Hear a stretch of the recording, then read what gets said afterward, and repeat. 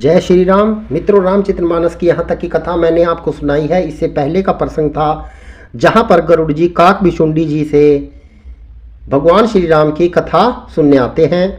आज का प्रसंग है काकभुशुंडी का अपनी पूर्व जन्म की कथा और कली महिमा कहना। हे पक्षीराज गरुड़ जी, श्री रघुनाथ जी की प्रभुता सुनिए।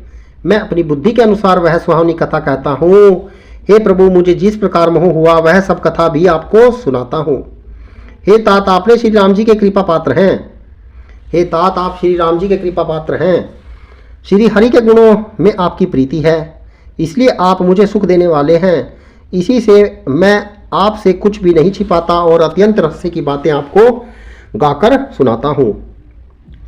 श्री रामचंद्र जी का सहज स्वभाव सुनिए। वे भगत के अभिमान कभी नहीं रहने देते, क्योंकि अभिमान जन्म मरण रूप संसार का मूल और अनेक प्रकार के क्लेशों और समस्त शोकों को देने वाला है। इसलिए कृपा निधि उसे दूर कर देते हैं, क्योंकि सेवक पर उनकी बहुत ही अधिक ममता है। हे गोसाई, जैसे बच्चे के शरीर में फोड़ा हो जाता है तो माता उसे कठोर हृदय की भांति चीरा डालती है।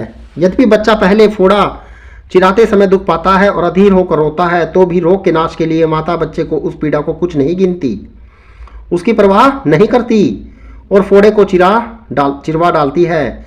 इसी प्रकार श्री रघुनाथ जी अपने दास का अभिमान उसके हित के लिए हर लेते हैं। तुलसीदास कहते हैं कि ऐसे प्रभु को भ्रम त्याग कर क्यों नहीं भजते। गरुड़ जी, श्री राम जी की कृपा और अपनी जड़ता मूर्खता की बात कहता हूँ, मन लगाकर सुनिए। जब जब श्री रामचंद्र जी मनुष्य शरीर धारण करते हैं और भक्तों के लिए बहुत सी लीलाएं करते हैं, तब तब मैं अयोध्यापुरी जाता हूँ और उनकी बाल लीला देखकर हर्षित होता हूँ। वहाँ जाकर मैं जन्म महोत्सव देखता हूँ और भगवान की शिशु लीला में लुभाकर 5 वर्ष तक वहीं रहता हूँ। बालक रूप श्री रामचंद्र जी मेरे इष्ट देव हैं, जिनके शरीर में अरबों कामदेवों की शोभा है। हे गरुड़ जी, अपने प्रभु का मुख देख देख कर मैं नेत्रों को सफल करता हूँ। छोटे से कोए का शरीर धरकर और भगवान के साथ साथ फिरकर मैं उनकी भांति भांति के बाल चरित्रों को देखा करता हूँ। लड़कपन में वे जहाँ तहाँ फिरते हैं वहाँ वहाँ मैं साथ साथ उड़ता हूँ और आंगन में उनकी जो झूठन पड़ती है वही उठाकर खाता हूँ। एक बार श्री रघुनाथ जी ने सब चरित्र बहुत अधिकता से किए। प्रभु की उस लीला का स्मरण करते ही काकभुशुंडी जी का शरीर प्रेम आनंद वंश पुलकित हो गया। भुशुंडी जी कहने लगे, हे पक्षीराज सुनिए, श्री राम जी का चरित्र सेवकों को सुख देने वाला है। अयोध्या का राजमहल सब प्रकार से सुंदर है। सोने के महल में नाना प्रकार के रत्न जड़े हुए हैं। सुंदर आंगन का वर्णन नहीं किया जा सकता, जहाँ चारों भाई नित्य खेलते हैं। माता को सुख देने वाले बाल विनोद करते हुए श्री रघुनाथ जी आंगन में विचर रहे हैं। मरकत मणि के समान हरिताभ श्याम और कोमल शरीर हैं। अंग अंग में बहुत से कामदेवों की शोभा छाई हुई है। नवीन लाल कमल के समान लाल लाल कोमल चरण हैं। सुंदर उंगलियां हैं और नख अपनी ज्योति से चंद्रमा की क्रांति को हरने वाले हैं। तलवे में व्रजादि व्रज अंकुश ध्वजा और कमल के 4 सुंदर चिन्ह हैं। चरणों में मधुर शब्द करने वाले सुंदर नुपुर हैं। मणियों रत्नों से जड़ी हुई सोने की बनी हुई सुंदर करधनी का शब्द सुहावना लग रहा है। उदर पर सुंदर 3 रेखाएं त्रिवली है। नाभि सुंदर और गहरी है। विशाल वक्ष स्थल पर अनेकों प्रकार के बच्चों के आभूषण और वस्त्र शोभित हैं। लाल लाल हथेलियां, नख और उंगलियां मन को हरने वाले हैं और विशाल भुजाओं पर सुंदर आभूषण हैं। बाल सिंह के बच्चे के से कंधे और शंख के समान 3 रेखाओं से युक्त गला है। सुंदर ठुड्डी है और मुख तो छवि की सीमा ही है। कलबल तोतले वचन है। लाल लाल होठ हैं। उज्जवल सुंदर और छोटी छोटी ऊपर और नीचे 2-2 धुंतलियां हैं। सुंदर गाल, मनोहर नासिका और सब सुखों को देने वाली चंद्रमा की अर्थात सुख को देने वाली समस्त कलाओं से पूर्ण चंद्रमा की किरणों के समान मधुर मुस्कान है। नीले कमल के समान नेत्र जन्म मृत्यु के बंधन को छुड़ाने वाले हैं। ललाट पर गोरोचन का तिलक सुशोभित है। भौहें टेढ़ी हैं। कान सम और सुंदर हैं। काले और घुंघराले केशों की छवि छा रही है। पीली और महीन झुंगली शरीर पर शोभा दे रही है। उनकी किलकारी और चितवन मुझे बहुत ही प्रिय लगती है। राजा दशरथ जी के आंगन में विहार करने वाले रूप की राशि श्री रामचंद्र जी अपनी परछाई देखकर नाचते हैं और मुझसे बहुत प्रकार से खेल करते हैं। जिन चरित्रों का वर्णन करते हुए मुझे लज्जा आती है, किलकारी मारते हुए जब वे मुझे पकड़ने दौड़ते हैं, मैं भाग चलता, तब मुझे पुआ दिखलाते हैं। मेरे निकट आने पर प्रभु हंसते हैं और भाग जाने पर रोते हैं, और जब मैं उनका चरण स्पर्श करने के लिए पास जाता हूँ तब वे पीछे फिर कर मेरी ओर देखते हुए भाग जाते हैं।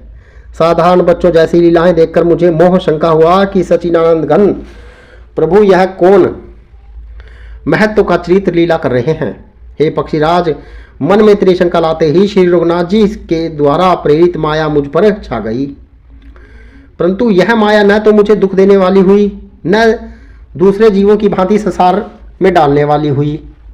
हे नाथ, यह कुछ दूसरा ही कारण है। हे भगवान के वाहन गरुड़ जी, उसे सावधान होकर सुनिए। एक सीतापति श्री राम जी ही अखंड मानव स्वरूप हैं और जड़ चेतन सभी जीव माया के वश हैं। यदि जीवों को एक रस अखंड ज्ञान रहे तो कहिए फिर ईश्वर और जीव में भेद ही कैसा। अभिमानी जीव माया के वश हैं और वह सत्व रज तम इन तीन गुणों की खान माया ईश्वर के वश में है। जीव परतंत्र है, भगवान स्वतंत्र है। जीव अनेक हैं, श्रीपति भगवान एक हैं। यद्यपि माया का किया हुआ यह भेद असत्य है, तथापि यह भगवान के भजन बिना करोड़ों उपाय करने पर भी नहीं जा सकता। श्री रामचंद्र जी के भजन के बिना जो मोक्ष पद चाहता है वह मनुष्य ज्ञानवान होने पर भी बिना पूंछ और सींग का पशु है।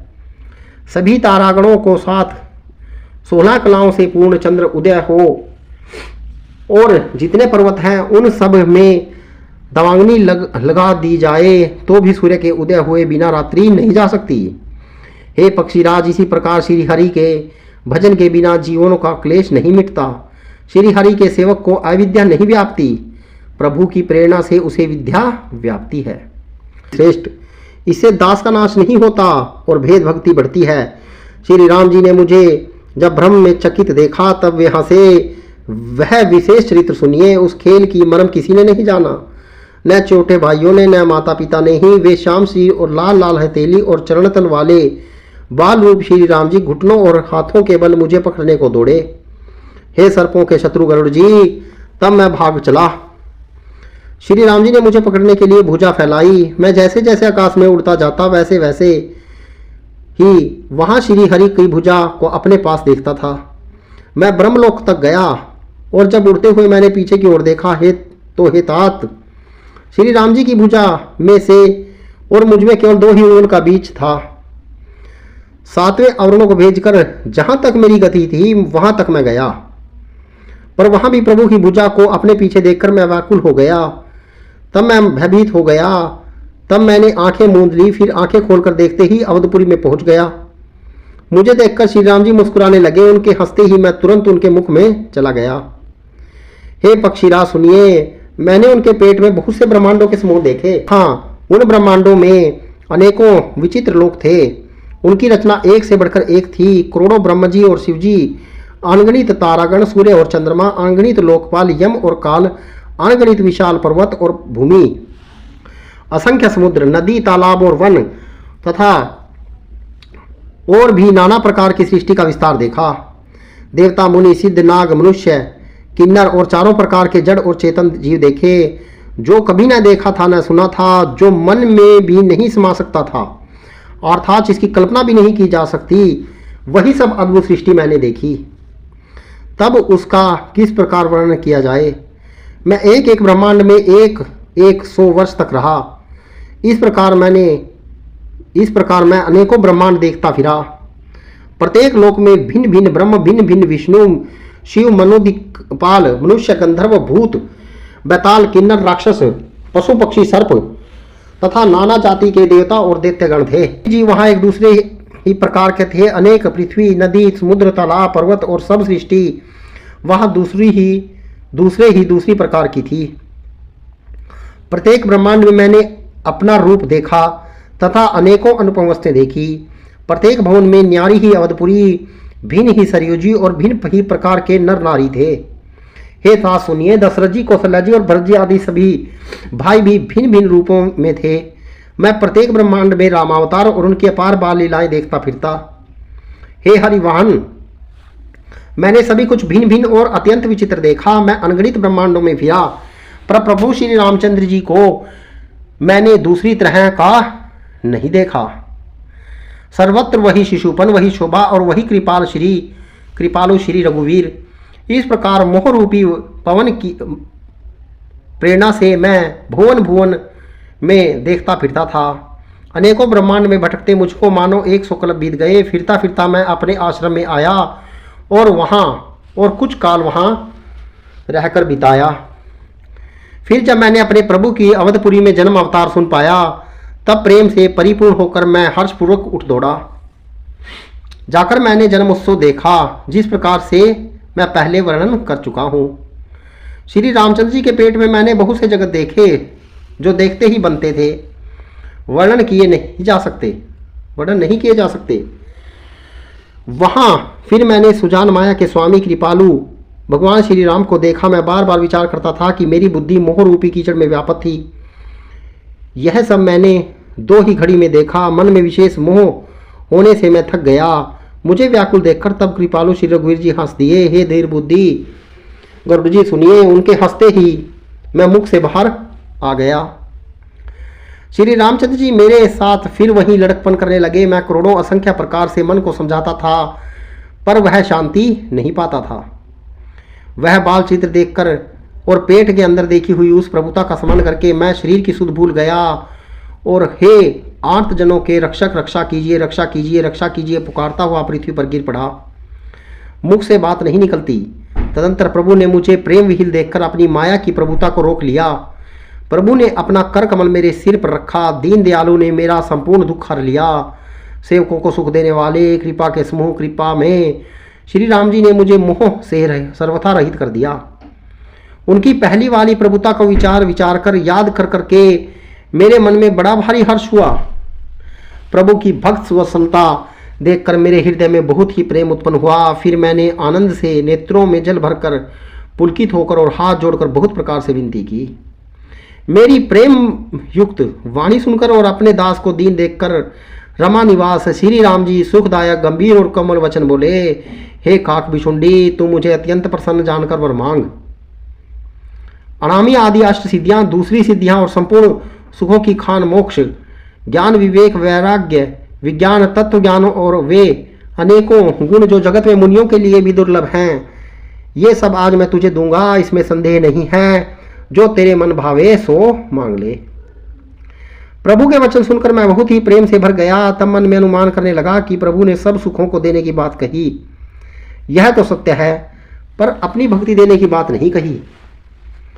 भक्ति से रहित सब गुण और सब सुख वैसे ही फीके हैं जैसे नमक के बिना बहुत प्रकार के भोजन के पदार्थ।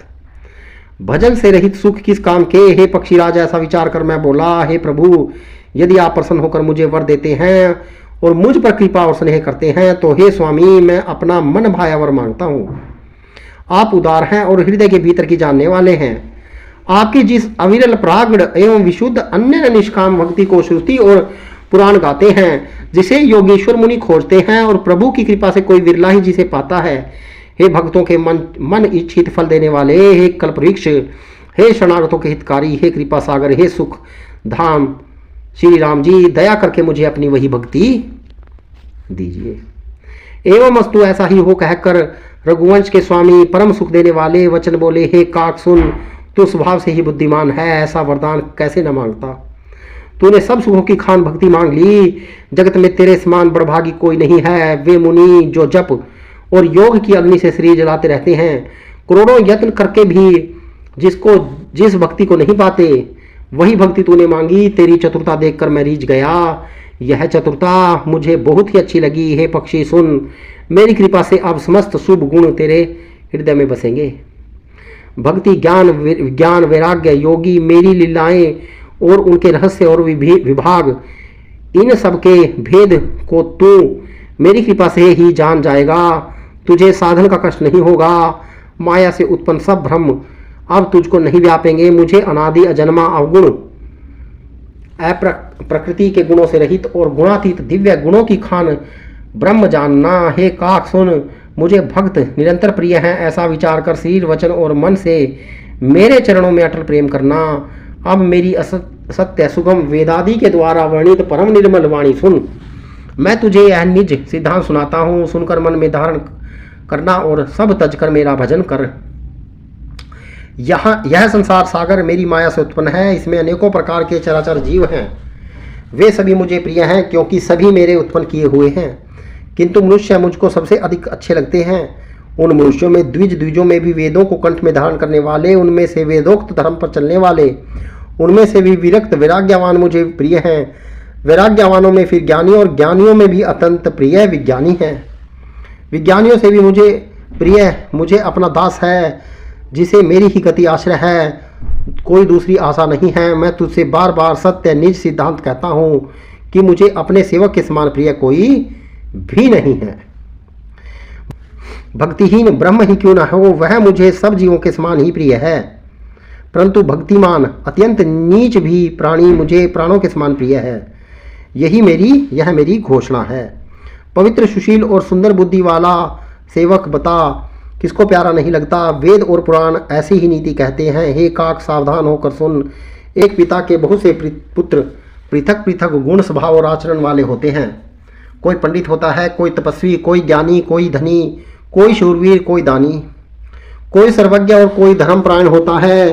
पिता का प्रेम इन सभी पर समान होता है, परंतु इनमें से यदि कोई मन, वचन और कर्म से पिता का ही भक्त होता है, स्वप्न में भी दूसरा धर्म नहीं जानता, वह पुत्र प्रिय पिता को प्राणों के समान प्रिय होता है, यद्यपि चाहे वह सब प्रकार से अज्ञान मूर्ख ही हो। इस प्रकार त्रिक्की पशु, पक्षी, देव, मनुष्य और असुर सहित समेत जितने भी चेतन और जड़ जीव हैं, उनमें भरा हुआ यह संपूर्ण विश्व मेरा ही पैदा किया हुआ है। अतः सब पर मेरी बराबर दया है, परंतु इनमें से जो मद और माया छोड़कर मन, वचन और शरीर से मुझको बचते हैं, वह पुरुष हो, नपुंसक हो, स्त्री हो अथवा चर अचर कोई भी जीव हो, कपट छोड़कर जो भी सर्वभाव से मुझको बचते हैं, वही मुझे परम प्रिय हैं। हे पक्षी, मैं तुझसे सत्य कहता हूँ, पवित्र, अन्यन और निष्काम सेवक मुझे प्राणों के समान प्यारा है। ऐसा विचार कर सब आशा भरोसा छोड़कर मुझी को भज। तुझे काल कभी नहीं व्यापेगा। निरंतर मेरा स्मरण और भजन करते रहना। प्रभु के वचनामृत सुनकर मैं तृप्त नहीं होता था। मेरा शरीर पुलकित था और मन में मैं अत्यंत ही हर्षित हो रहा था। वह सुख मन और कान ही जानते हैं, जीव से उसका बखान नहीं किया जा सकता। प्रभु की शोभा का वह सुख नेत्र ही जानते हैं, पर वे कह कैसे सकते हैं, उनकी वाणी तो है नहीं। मुझे बहुत प्रकार से भली भांति समझाकर और सुख देखकर प्रभु फिर वही बालकों के खेल करने लगे। नेत्रों में जल भरकर और मुख को कुछ रूखा सा बनाकर उन्होंने माता की ओर देखा और मुखाकृति और चितवन से माता को समझा दिया कि बहुत भूख लगी है।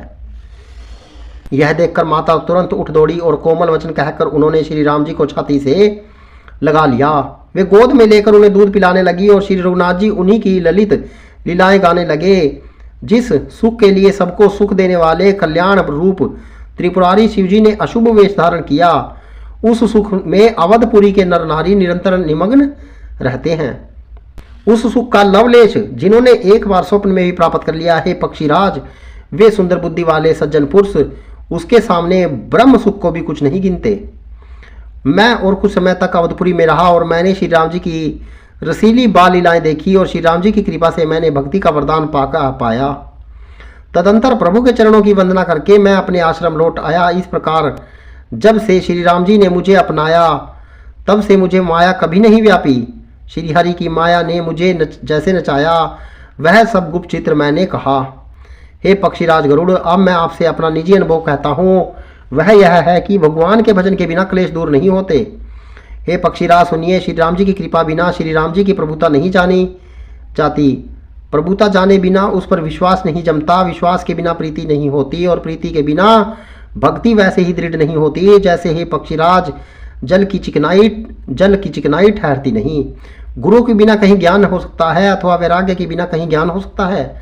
इसी तरह वेद और पुराण कहते हैं कि श्रीहरि की भक्ति के बिना क्या सुख मिल सकता है। हे तात, स्वाभाविक संतोष के बिना क्या कोई शांति पा सकता है। चाहे करोड़ों उपाय करके पच मारिए, फिर भी क्या कभी जल के बिना नाव चल सकती है। संतोष के बिना कामना का नाश नहीं होता और कामनाओं के रहते स्वप्न में भी सुख नहीं हो सकता। और श्री राम जी के भजन के बिना कामनाएं कहीं मिट सकती हैं। बिना धरती के भी कहीं पेड़ उग सकता है। विज्ञान तत्व ज्ञान के बिना क्या संभव आ सकता है। आकाश के बिना क्या कोई अवकाश पोल पा सकता है। श्रद्धा के बिना धर्म का आचरण नहीं होता। क्या पृथ्वी तत्व के बिना कोई गंध पा सकता है। तप के बिना क्या तेज फैल सकता है। जल तत्व के बिना संसार में क्या रस हो सकता है। पंडित जनों की सेवा के बिना क्या शील सदाचार प्राप्त हो सकता है। हे गोसाई, जैसे बिना तेज अग्नि तत्व के रूप नहीं मिलता, निज सुख आत्मनंद के बिना क्या मन स्थिर हो सकता है। वायु तत्व के बिना क्या स्पर्श हो सकता है। क्या विश्वास के बिना कोई भी सिद्धि हो सकती है। इसी प्रकार श्री हरि के भजन के बिना जन्म मृत्यु के भय का नाश नहीं हो सकता, नहीं होता। बिना विश्वास के भक्ति नहीं होती। भक्ति के बिना श्री राम जी पिघलते नहीं और श्री राम जी की कृपा के बिना जीव स्वप्न में भी शांति नहीं पाता। हे धीर बुद्धि, ऐसा विचार करके संपूर्ण कुतर्कों और संदेहों को छोड़कर करुणा की खान सुंदर और सुख देने वाले श्री रघुनाथ जी का भजन कीजिए। हे पक्षीराज जी, हे नाथ, मैंने अपनी बुद्धि के अनुसार प्रभु के प्रताप और महिमा का गान किया है। मैंने इससे कोई बात युक्ति से बढ़कर नहीं कही है। यह सब अपनी आंखों से देखी कही है। श्री रघुनाथ जी की महिमा, नाम, रूप और गुणों की कथा सभी अपार एवं अत्यंत हैं तथा श्री रघुनाथ जी स्वयं भी अनंत हैं। मुनिगण अपनी अपनी बुद्धि के अनुसार श्री हरि के गुण गाते हैं। वेद शेष और शिवजी भी उनका पार नहीं पाते। आपसे लेकर मच्छर पर्यंत सभी छोटे बड़े जीव आकाश में उड़ते हैं, किंतु आकाश का अंत कोई नहीं पाता। इसी प्रकार हे तात, श्री रघुनाथ जी की महिमा भी अथाह है। क्या कभी कोई उसकी था पा सकता है। श्री राम जी का अरबों कामदेवों के समान सुंदर शरीर है। वे अनंत कोटि दुर्गाओं के समान शत्रुनाशक हैं। अरबों इंद्रों के समान उनका विलास ऐश्वर्य है। अरबों आकाशों के समान उनमें अत्यंत अनंत अवकाश स्थान है। अरबों पवन के समान उनमें महान बल है और अरबों सूर्य के समान प्रकाश है। अरबों चंद्रमाओं के समान वे शील और संसार के समस्त भयों का नाश करने वाले हैं।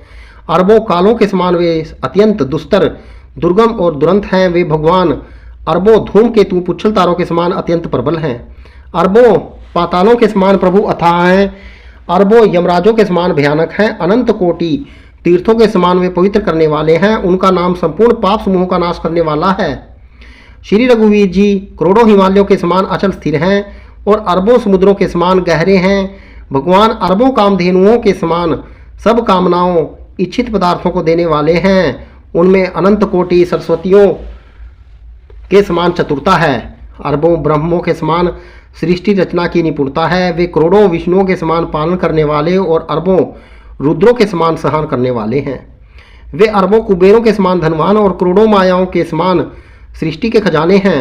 बोझ उठाने में वे अरबों शेषों के समान हैं। अधिक क्या, जगदीश्वर प्रभु श्री राम जी सभी बातों में सीमा रहित और उपमा रहित हैं। श्री राम जी उपमा रहित हैं, उनकी कोई दूसरी उपमा नहीं है। श्री राम जी के समान श्री राम ही हैं, ऐसा वेद कहते हैं। जैसे अरबों जुगनुओं के समान कहने से सूर्य प्रशंसा को नहीं वर्ण अत्यंत लघुता को ही प्राप्त होता है, सूर्य की निंदा ही होती है। इसी प्रकार अपनी अपनी बुद्धि के विकास के अनुसार मुनीश्वर श्री हरि का वर्णन करते हैं, किंतु प्रभु भक्तों के अमात्र को ग्रहण करने वाले और अत्यंत कृपालु हैं। वे उस वर्णन को प्रेम सहित सुनकर सुख मानते हैं।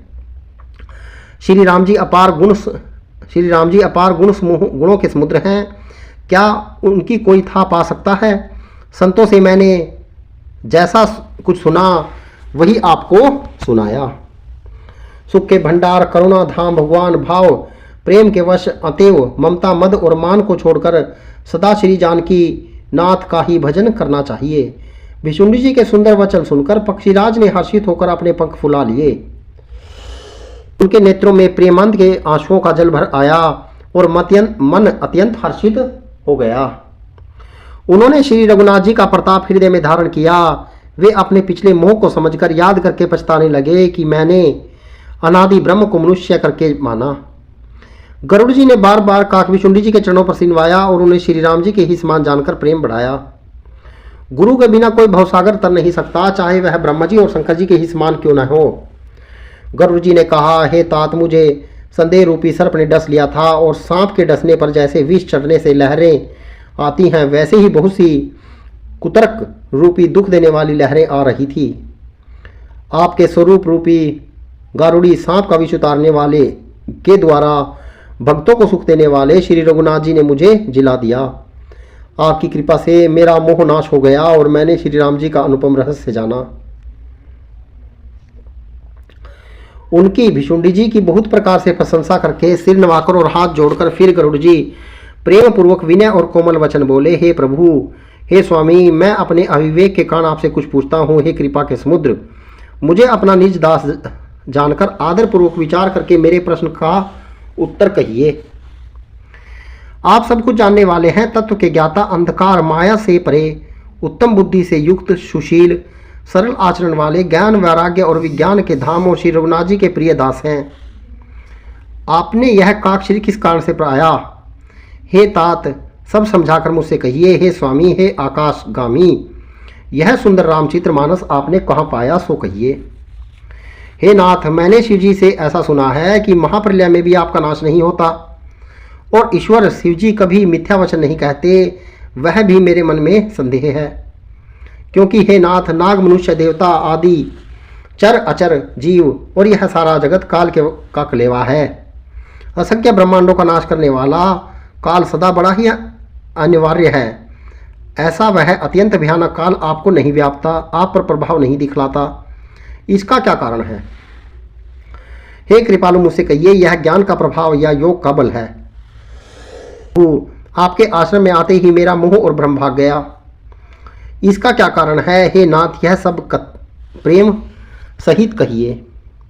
हे उमा, गरुड़ जी की वाणी सुनकर काकभीषुंडी जी हर्षित हुए और परम प्रेम से बोले, हे सर्पों के शत्रु, आपकी बुद्धि धन्य है, धन्य है। आपके प्रश्न मुझे बहुत ही प्यारे लगे। आपके प्रेम युक्त सुंदर प्रश्न सुनकर मुझे अपने बहुत जन्मों की याद आ गई। मैं अपनी सब कथा विस्तार से कहता हूँ। हे तात, आदर सहित मन लगाकर सुनिए। अनेक जप तप यज्ञ शम मन को रोकना, दम इंद्रियों को रोकना, व्रत दान वैराग्य विवेक योग विज्ञान आदि सबका फल श्री रघुनाथ जी के चरणों में प्रेम होना है। इसके बिना कोई कल्याण नहीं पा सकता। मैंने इसी श्री श्री राम जी की भक्ति प्राप्त की, इसी से मैं इस पर मेरी ममता अधिक है। जिससे अपना कुछ स्वार्थ होता है उस पर सभी कोई प्रेम करते हैं। हे गरुड़ जी, वेदों ने मानी हुई ऐसी नीति है और सज्जन भी ऐसा कहते हैं कि अपना परम हित जानकर अत्यंत नीच से भी प्रेम करना चाहिए। रेशम कीड़े से होता है, उससे सुंदर रेशमी वस्त्र बनते हैं। इसी से उस परम अपवित्र कीड़े को भी सब कोई प्राणों के समान पालते हैं। जीव के लिए सच्चा स्वार्थ यही है कि मन वचन और कर्म से श्री राम जी के चरणों में प्रेम हो। वही शरीर पवित्र और सुंदर है जिस शरीर को पाकर श्री रघुवीर जी का भजन किया जाए। जो श्री राम जी के विमुख हैं, यदि ब्रह्म जी के समान शरीर पा जाए तो भी कवि और पंडित उसकी प्रशंसा नहीं करते। इसी शरीर से मेरे हृदय में राम भक्ति उत्पन्न हुई। इसी से हे स्वामी, यह मुझे परम प्रिय है। मेरा मरण अपनी इच्छा पर है, परंतु फिर भी मैं यह शरीर नहीं छोड़ता, क्योंकि वेदों ने वर्णन किया है कि शरीर के बिना भजन नहीं होता। पहले मोह ने मेरी बड़ी दुर्दशा की। श्री राम जी के विमुख होकर मैं कभी सुख से नहीं सोया। अनेकों जन्मों में मैंने अनेकों प्रकार से योग जप तप यज्ञ और दान आदि कर्म किए हैं। हे गरुड़ जी, जगत में ऐसी कौन योनि है जिसमें मैंने बार बार घूम फिर कर जन्म न लिया हो। हे गोसाई, मैंने सब कर्म करके देख लिए, पर अब इस जन्म की तरह मैं कभी सुखी नहीं हुआ। हे नाथ, मुझे बहुत से जन्मों की याद है, क्योंकि शिव जी की कृपा से मेरी बुद्धि को मोह ने नहीं घेरा। हे पक्षीराज, सुनिए, अब मैं अपने प्रथम जन्म के चरित्र कहता हूँ, जिन्हें सुनकर प्रभु के चरणों में प्रीति उत्पन्न होती है, जिससे सब क्लेश मिट जाते हैं। हे प्रभु, पूर्व काल में कल्प में पापों का मूल युग कलयुग था, जिसमें पुरुष और स्त्री सभी अधर्म प्राण और वेद के विरोधी थे। उस कलयुग में मैं अयोध्यापुरी में जाकर शूद्र का शरीर पाकर जन्मा। मैं मन वचन और कर्म से शिव जी का सेवक और दूसरे देवताओं की निंदा करने वाला अभिमानी था। मैं धन के मद में मतवाला, बहुत ही बकवादी और उग्र बुद्धि वाला था। मेरे हृदय में बड़ा भारी दम था। यद्यपि मैं श्री रघुनाथ जी की राजधानी में रहता था, तथापि मैंने उस समय उसकी महिमा कुछ भी नहीं जानी। अब मैंने अवध का प्रभाव जाना। वेद शास्त्रों पुराणों ने ऐसा गाया है कि किसी भी जन्म में जो कोई भी अयोध्या में बस जाता है वह अवश्य ही श्री राम जी के परायण हो जाता है। अवध का प्रभाव जीव तभी जानता है जब हाथ में धनुष धारण करने वाले श्री राम जी उसके हृदय में निवास करते हैं। हे गरुड़ जी, वह कलिकाल का बड़ा कठिन था। उसमें सभी नर नारी पाप प्रायण पापों में लिप्त थे। कलयुग के पापों ने सब धर्मों को ग्रस लिया। सदग्रंथ लुप्त हो गए। दम्भियों ने अपनी बुद्धि से कल्पना कर करके बहु से पंथ प्रकट कर दिए। सभी लोग मोह के वश हो गए। शुभ करणों का लोभ ने हड़प लिया। हे ज्ञान के भंडार, हे श्री हरि के वाहन, सुनिए। अब मैं कली के कुछ धर्म कहता हूँ। कलयुग में न तो वर्ण धर्म रहता है, न चारों आश्रम रहते हैं। सब पुरुष स्त्री वेद के विरोध में लगे रहते हैं। ब्राह्मण वेदों के बेचने वाले और राजा प्रजा को खा डालने वाले होते हैं। वेद की आज्ञा कोई नहीं मानता। जिसको जो अच्छा लग जाए वही मार्ग है। जो डींग मारता है वही पंडित है। जो मिथ्या आरंभ करता है, आडंबर रचता है और जो दंभ में रत है उसी को सब कोई संत कहते हैं। जो किसी प्रकार से दूसरे का धन हरण कर ले वही बुद्धिमान है। जो दंभ करता है वही बड़ा आचारी है। जो झूठ बोलता है और हंसी दिल लगी करना जानता है, कलयुग में वही गुणवान कहा जाता है। जो आचरणहीन और वेद मार्ग को छोड़े हुए हैं वही ज्ञानी और वही वैराग्यवान है। जिसके बड़े बड़े नख और लंबी लंबी जटाएं हैं वही कलयुग में प्रसिद्ध तपस्वी है। जो अमंगल वेश और अमंगल भूषण धारण करते हैं और भक्ष्य खाने योग्य और न खाने योग्य सब कुछ खा लेते हैं वही योगी हैं। वे ही योगी हैं, वे ही सिद्ध हैं और वे ही मनुष्य कलयुग में पूज्य हैं। जिसके आचरण दूसरों को अपकार अहित करने वाले हैं उन्हीं का बड़ा गौरव होता है और वे ही सम्मान के योग्य होते हैं। जो मन वचन और कर्म से लंबार झूठ बकने वाले हैं वे ही कलयुग में वक्ता माने जाते हैं। हे गोसाई, सभी मनुष्य स्त्रियों के विशेष वश में हैं और बाजीगर के बंदर की तरह उनके नचाए नाचते हैं। ब्राह्मणों को शूद्र ज्ञानोपदेश करते हैं और गले में जनेऊ डालकर कुशिक दान लेते हैं। सभी पुरुष काम और लोभ में तत्पर और क्रोधी होते हैं। देवता ब्राह्मण वेद और संतों के विरोधी होते हैं। अभागिन स्त्रियां गुणों के धाम सुंदर पति को छोड़कर पर पुरुष पर सेवन करती हैं। सुहागिन स्त्रियां तो आभूषणों से रहित रहती हैं और विधवाओं के नित्य नए श्रृंगार होते हैं। शिष्य और गुरु में बहरे और अंधे का सा हिसाब होता है। शिष्य गुरु के उपदेश को सुनता है नहीं। एक गुरु देखता नहीं, उसे ज्ञान दृष्टि प्राप्त नहीं है। जो गुरु शिष्य का धन हरण करता है पर शोक नहीं हरण करता वह घोर नरक में पड़ता है। माता पिता बालकों को बुलाकर वही धर्म सिखलाते हैं जिससे पेट भरे। स्त्री पुरुष ब्रह्म ज्ञान के सिवा दूसरी बात नहीं करते, पर वे लोभवंश कोड़ियों बहुत थोड़े लोभ के लिए ब्राह्मण और गुरु की हत्या कर डालते हैं। शूद्र ब्राह्मणों से विवाद करते हैं और कहते हैं कि हम क्या तुमसे कुछ कम हैं। जो ब्रह्म को जानता है वही श्रेष्ठ ब्राह्मण है, ऐसा कहकर उन्हें डांटकर आंखें दिखलाते हैं। जो पराई स्त्री में आसक्त, कपट करने में चतुर और मोह द्रोह और ममता में लिपटे हुए हैं वे ही मनुष्य अभेदवादी ब्रह्म और जीव को एक बताने वाले ज्ञानी हैं। मैंने उस कलयुग का यह चरित्र देखा। वे स्वयं तो नष्ट हुए ही रहते हैं। जो कहीं सन्मार्ग का प्रतिपालन करते हैं उनको भी वे नष्ट कर देते हैं। जो तर्क करके वेद की निंदा करते हैं वे लोग कल्प भर तक एक एक नरक में पड़े रहते हैं। तेली, कुम्हार, चंडाल, भील, कोल और कलवार आदि जो वर्णों में नीच हैं, स्त्री के मरने पर अथवा घर की संपत्ति नष्ट हो जाने पर सिर मुंडवाकर सन्यासी हो जाते हैं। वे अपने को ब्राह्मणों से पुजवाते हैं और अपने ही हाथों दोनों लोग नष्ट करते हैं। ब्राह्मण अनपढ़, लोभी, कामी, आचारहीन, मूर्ख और नीची जाति की व्याभिचारिणी स्त्रियों के स्वामी होते हैं।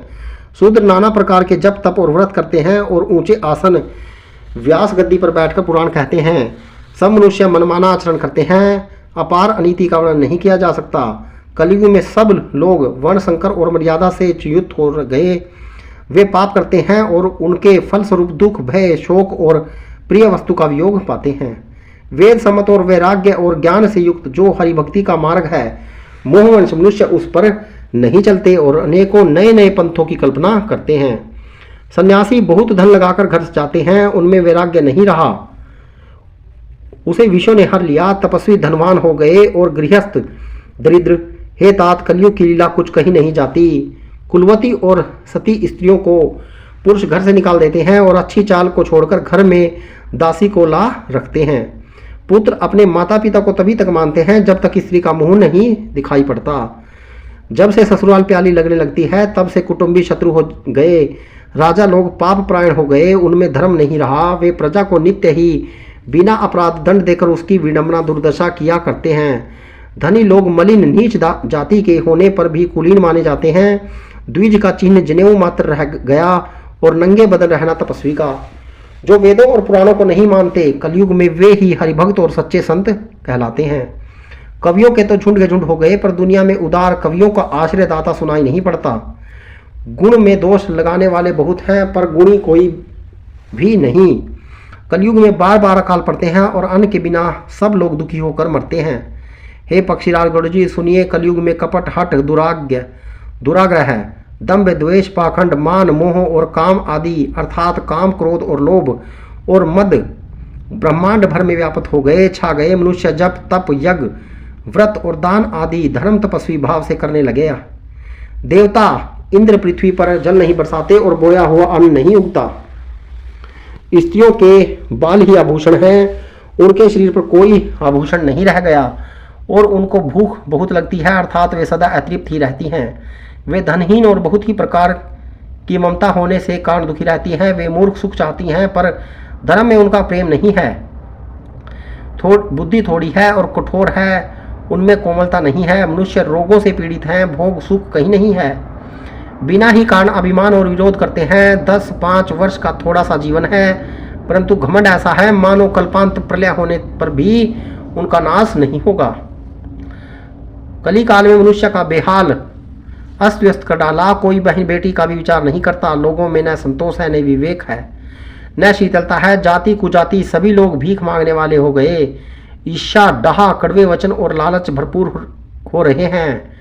समता चली गई, सब लोग वियोग और विशेष शोक में मरे पड़े हैं। वर्णाश्रम धर्म में आचरण नष्ट हो गए। इंद्रियों का दमन, दान, दया और समझदारी किसी में नहीं रही। मूर्खता और दूसरों को ठगना यह बहुत अधिक बढ़ गया। स्त्री पुरुष सभी शरीर के ही पालन पोषण में लगे रहते हैं। जो पराई निंदा करने वाला है, जगत में वे ही फैले हैं। हे सर्पों के शत्रुगढ़ जी, सुनिए, कलिकाल पाप और अवगुणों का घर है, किंतु कलयुग में एक गुण भी बड़ा है कि उसमें बिना ही परिश्रम भव बंधन से छुटकारा मिल जाता है।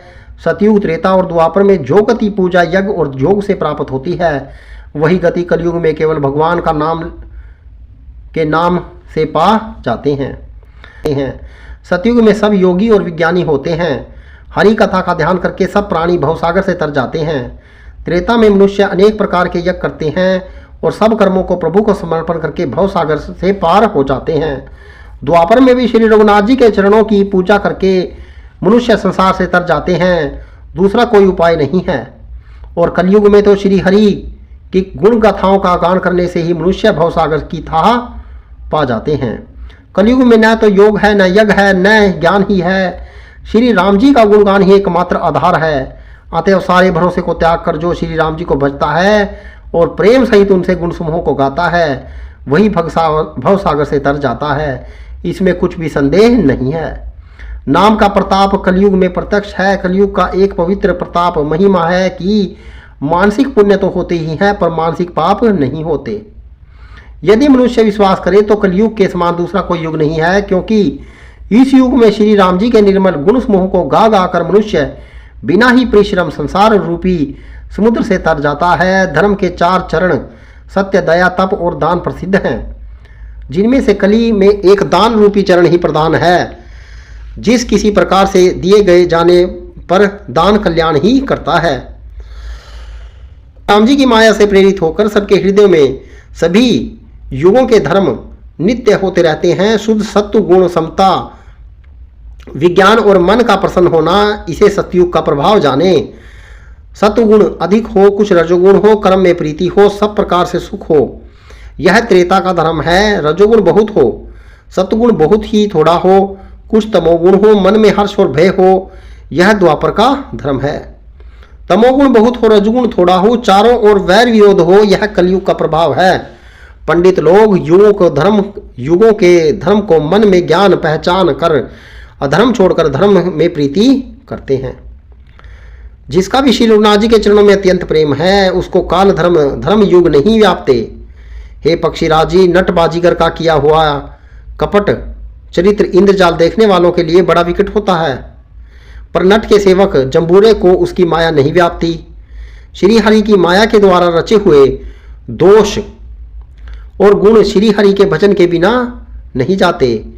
मन में ऐसा विचार कर सब कामनाओं को छोड़कर निष्काम भाव से श्री राम जी का भजन करना चाहिए। हे पक्षीराज, उस कलिकाल में मैं बहुत वर्षों तक अयोध्या में रहा। एक बार वहां काल पड़ा, तब मैं विपत्ति का मारा विदेश चला गया। हे सर्पों के शत्रु गरुड़ जी, सुनिए, मैं दीन मलिन उदास दरिद्र और दुखी होकर उज्जैन गया। कुछ काल बीतने पर कुछ संपत्ति पाकर फिर मैं वहीं भगवान शंकर की आराधना करने लगा। एक ब्राह्मण ब्रह्मवेदी में सदा शिव जी की पूजा करते, उन्हें दूसरा कोई काम न था। वे परम साधु और परमार्थ के ज्ञाता थे। वे शंभु के उपासक थे, पर श्री हरि की निंदा करने वाले न थे। कपटपूर्वक उनकी सेवा करता था। ब्राह्मण बड़े ही दयालु और नीति के घर थे। हे स्वामी, बाहर से नम्र देखकर ब्राह्मण मुझे पुत्र की भांति मानकर पढ़ाते थे। उन श्रेष्ठ ब्राह्मणों ने मुझे शिवजी का मंत्र दिया और अनेकों प्रकार से शुभ उपदेश दिए। मैं शिवजी के मंदिर में जाकर मंत्र जपता। मेरे हृदय में दंभ और अहंकार बढ़ गया। मैं दुष्ट, नीच जाति और पापमयी, मलिन बुद्धि वाला मुखवंश श्री हरि के भक्तों और द्विजों को देखते ही जल उठता और विष्णु भगवान से द्रोह करता था। मित्रों, यह कथा मैंने आप सभी को सुनाई है, जो रामचरितमानस की कथा है।